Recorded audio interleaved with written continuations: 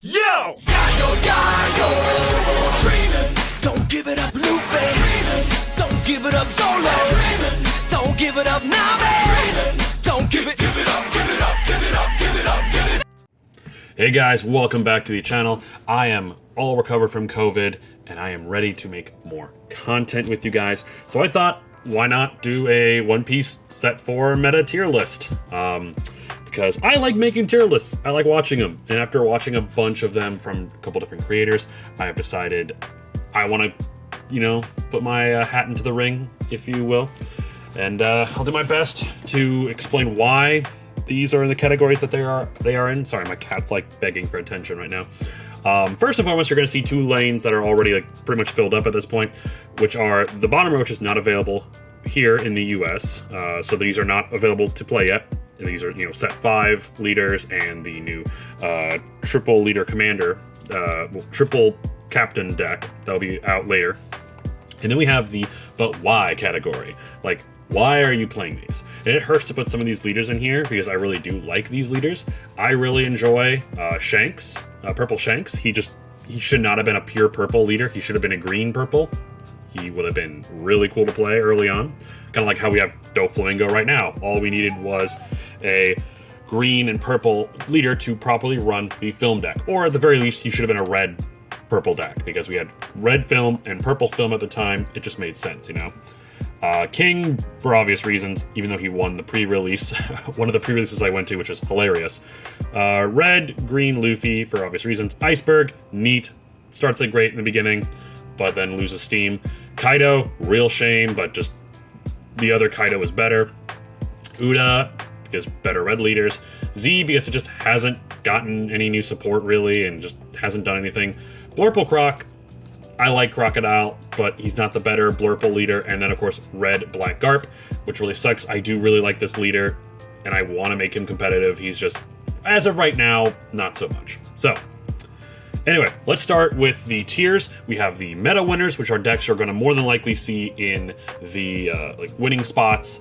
Decks you can see actually winning tournaments. And then you have semi-meta, which are decks you're going to see in the top 8, top 16, or decks you're going to consistently see in the top, but you may not win as often. Then we have competitive rogue, which are decks that are good in certain situations, I would say. Decks that have great matchups into certain meta leaders, but not so much into other type of decks. And then, of course, locals. Stuff you would bring to locals, but that's about it. You just want to have fun with them. So, let's talk about it. We'll just go up the list here. Ace, I'm going to throw that in locals. It's just, at all the red leaders, he's just not great. Yeah, I think locals is where he can be at. People that play Ace can have fun with it. It's a neat leader, but it's just not going to be as good as the other red leaders that we currently have. Yellow, green, Arlong. I think this deck is going to go in competitive rogue because it can do a lot of really neat things. Being able to pull off Charlotte Cracker way earlier than that, being able to flood the board with a lot of triggers that yellow has, a lot of green triggers that it has access to. I think in certain matchups it can really hurt. Yellow, surprisingly to other yellow matchups, it's pretty. It puts up a good fight, but it's not as good as a standard yellow deck. So for now, I think competitive rogue. I'm going to give it the benefit of the doubt and put it in competitive rogue. Next, we have black, yellow, Big Mom. We're going to throw that in locals. Black and yellow just doesn't seem like a great mix right now. I've heard it can do some interesting things, but it's just not going to be the Big Mom deck. Speaking of the Big Mom deck, I want to put it in semi-meta. I can definitely see a good pilot for this deck being in the top 16 because of it being able to constantly put cards into your life that you want. Your opponent is always going to hit a trigger you want them to hit. Is the slow burn? It's a slow burn. It's the slower of the yellow decks, but I really like it. It's fun, not my preferred way to play yellow, but it is still a fun deck, and I think the right pilot can really annoy some people. Now we have one of the new Crocodile leaders. Purple yellow. It has a really cool leader ability, being able to, every time you trash a Dawn, you get to play a Dawn in active once per turn. I'm going to put it in competitive locals. So competitive rogue. I think the right build can see this deck do very well. I definitely think it is the better, not the best Crocodile leader. You'll see that in a sec. But I think the cool yellow cards it has access to, and the really awesome purple cards they got in this last set, Kingdoms of Intrigue, I think this is a solid leader. But we talk about the blue Crocodile. I'm putting him in meta winners. The support that blue got in this set, mainly being from 2 cards, which is Red Rock and 10-drop Kaido, put this deck just right over the edge. Combine this with 3,000 Worlds, its leader ability, and being able to bounce back a 5 cost or less to hand, and then Red Rock.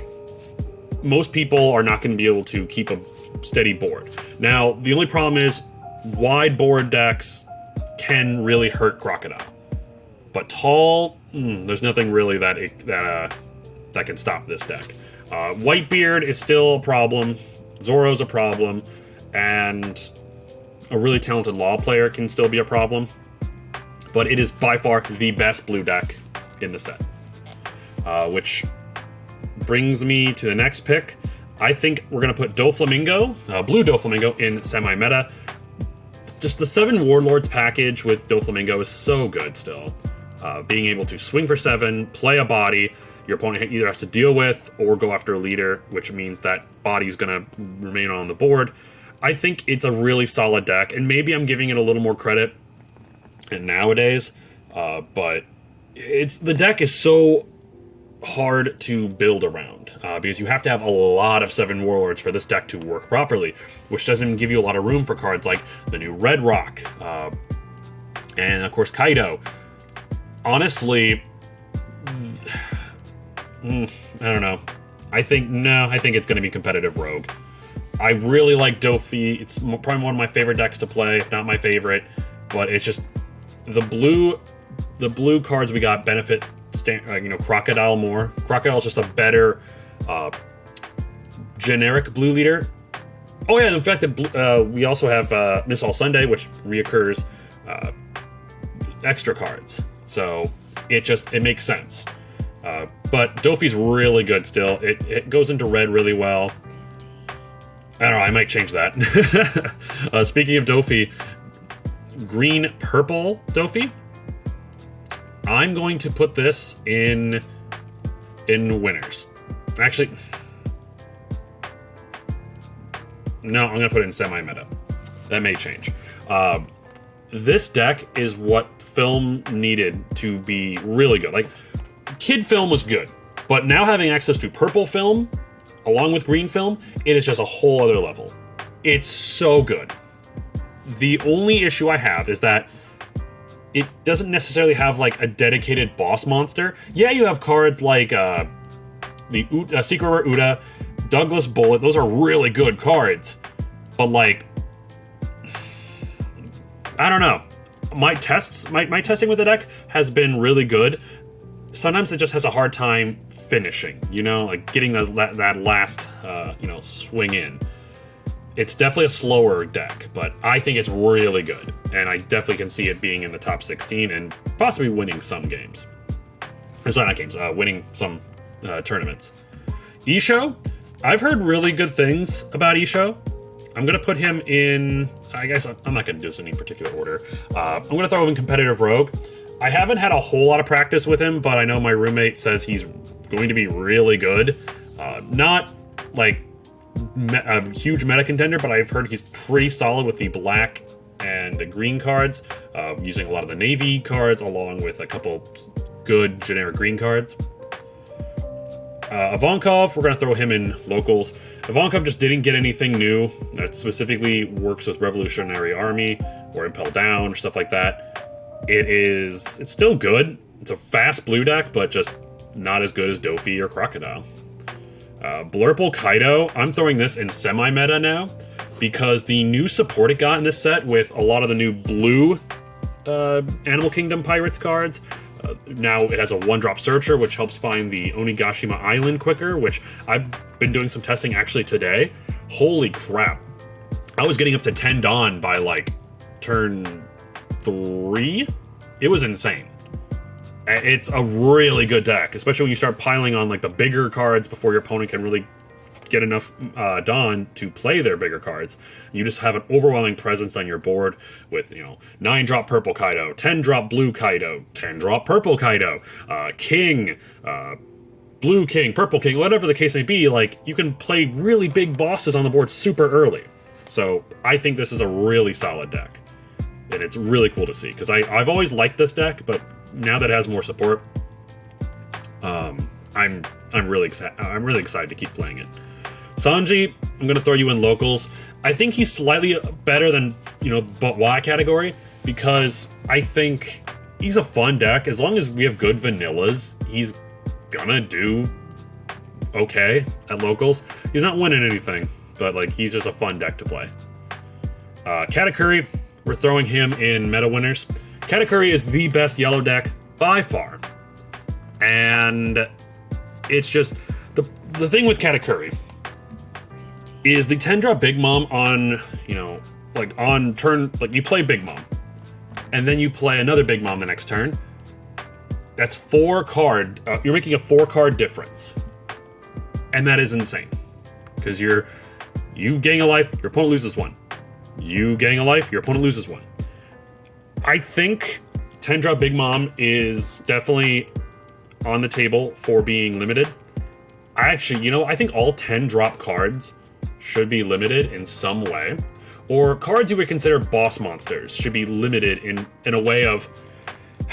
I don't want to say you can only have 1 per deck, because that sucks. I think what One Piece needs to do is take something from another Bandai game, that being Dragon Ball Super, get the unique keyword. You can run as many of them in your deck as you want, like up to 4. But you can only have 1 on board at a time. That stops you from spamming big drop, big drop, big drop, turn after turn. And I've talked with a lot of One Piece players, and they all agree. That would actually be a great thing, because then you could bring back, 9-drop Whitebeard, but you can only have 1 per board. Meaning, you have to get rid of it, or your opponent has to get rid of it in order for you to play another one. It adds a little extra skill, and, it adds a little more consideration for your deck building.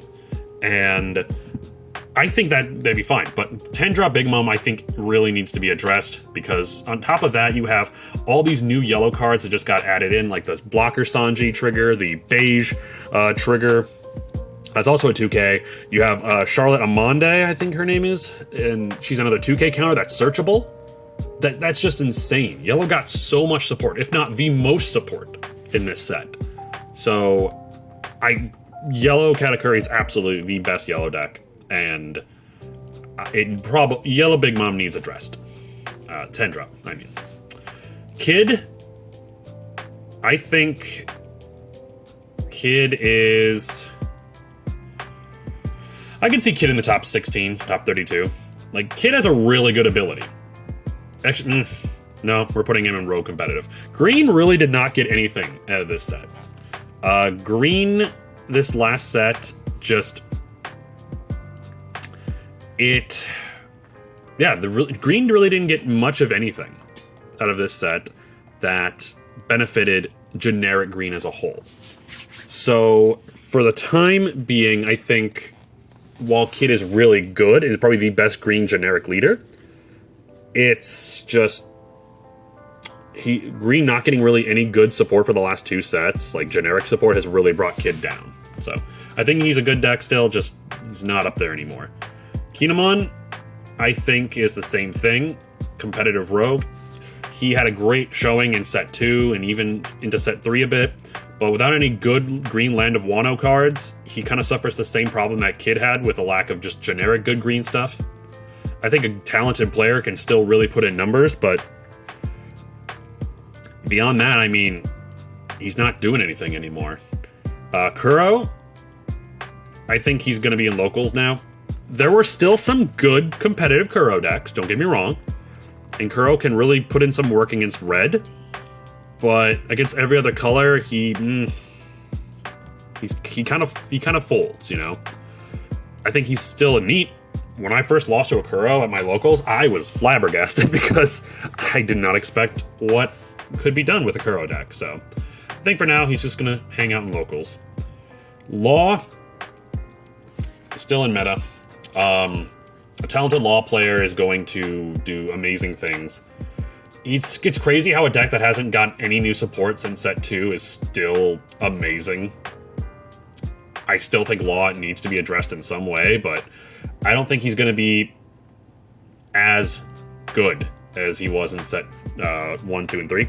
But we'll have to see. For now, I think I'm going to put him in meta winners. He is still going to be pretty rough to deal with. Next, we have Rob Lucci.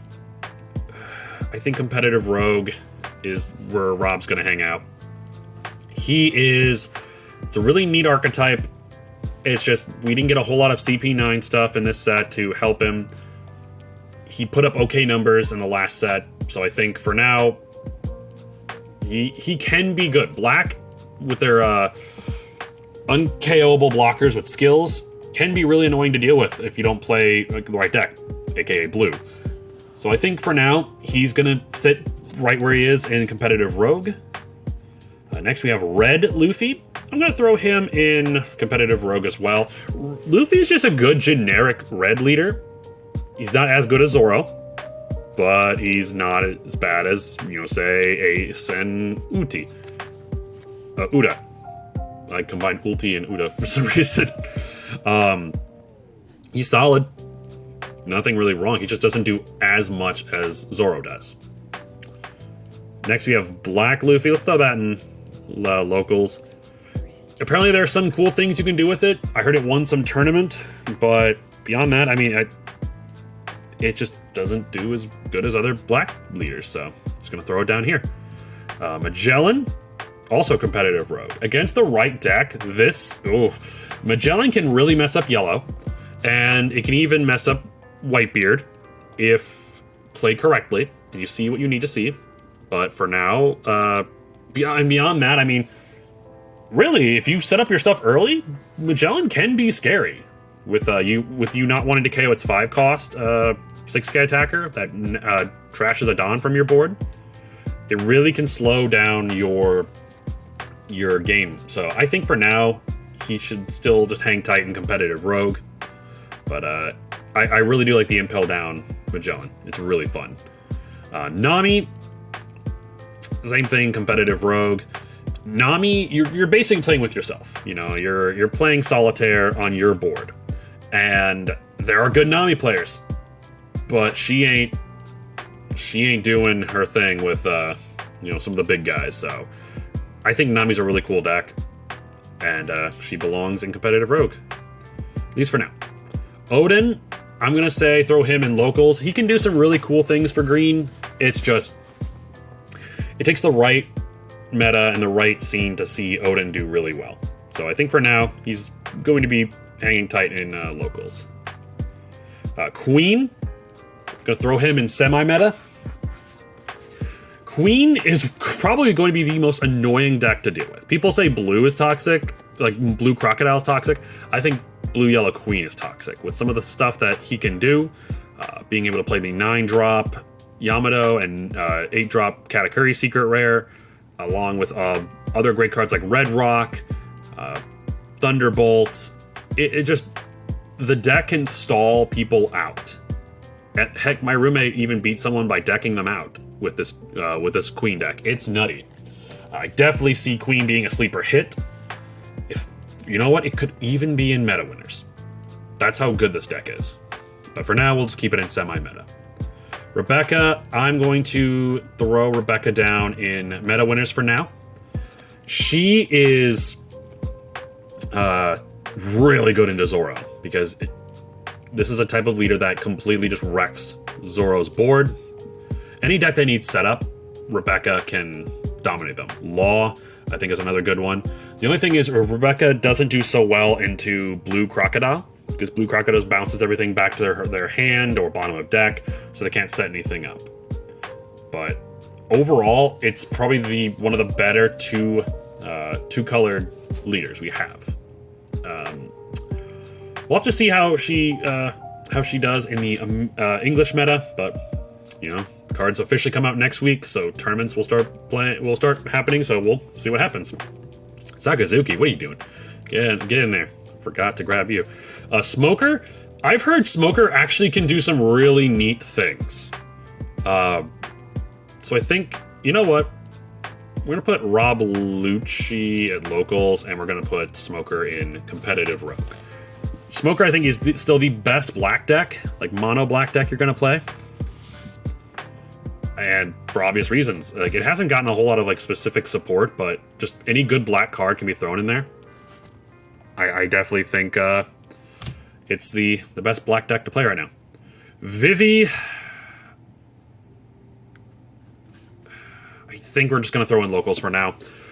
A lot of hype for Vivi died, waiting for set 4, and until we see some actual, you know, results for this leader, I think for now it's just better to play at locals. It was actually really good in pre-release, surprisingly. But we'll have to see how it does in the English meta. Finally, Whitebeard, still in meta winners. Whitebeard just won't die. Like, you have to... The hits did not do anything. Honestly, at this point, Whitebeard really just needs to get banned, or it needs to be limited in... Like, it needs to be nerfed in some other way. Because I think Whitebeard will just continue to see play, kind of like how the other red leader. We're just gonna throw Zoro in there too. These two are the boogeymen of One Piece, and to all those who say Blue Crocodile is toxic, I have this to say: we've had 3 sets, 3 metas, where red has been the dominant color. Primarily, you know, Zoro's been the threat in all 3, Whitebeard's been the threat in 2 of them, and Law's been the threat in all 3 too.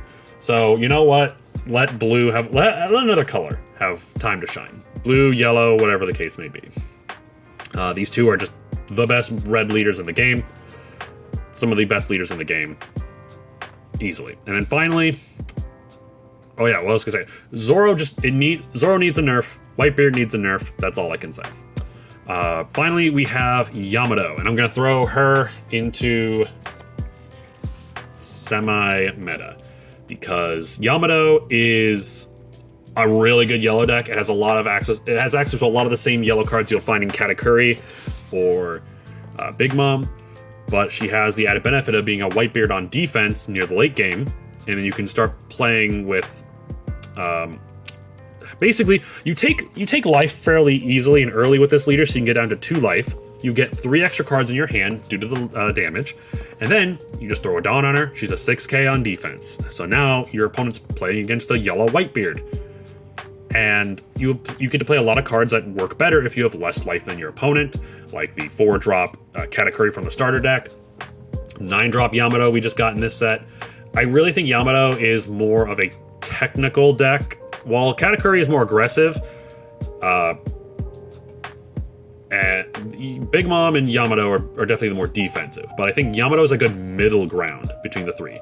Katakuri is most offensive, Big Mom is the most defensive, and then she is the good middle ground between the 2. So, yeah, I really like Yamato, but I think that should be it. Alright guys, this is my list for the One Piece set 4 meta. These are my predictions, I should say that, predictions. Let me know in the comments down below what you think of this list. Are there any leaders that I missed, or can't think of really any? What do you think is going to be the most problematic deck of the format? Let me know in the comments down below. Remember to hit that subscribe button. We are on our way to 500 subs, and I would really like your support getting there. And I'll see you on the next video. Take care, guys. Here's how the story goes. We find out by the treasure in the grand line. There's no doubt. The pirate who whose eye is on it, he'll sing. I'll be king of the pirates, I'm gonna be king. Yayo, yayo, yayo, ho, ho. His name is Luffy. That's Monkey D. Gonna be Luffy. king of the